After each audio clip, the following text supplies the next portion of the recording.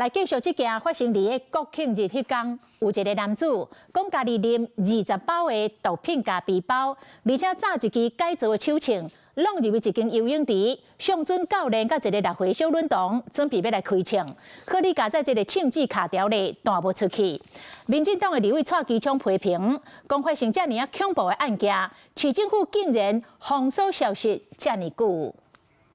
那我不知道市府发生这个事情为什么不加以好好的面对？其实他应该做一些提醒或者做一些防范。那默不作声，那直到检方这个书面资料出来之后，我们才看到原来台中还发生过这样的事情。 蔡其昌讲，以家己作为家长来讲，听到发生这款的案件，是感觉非常的惊吓。伊讲，台中市政府应该爱搁加油，让市民甲家长会当更加安心来生活。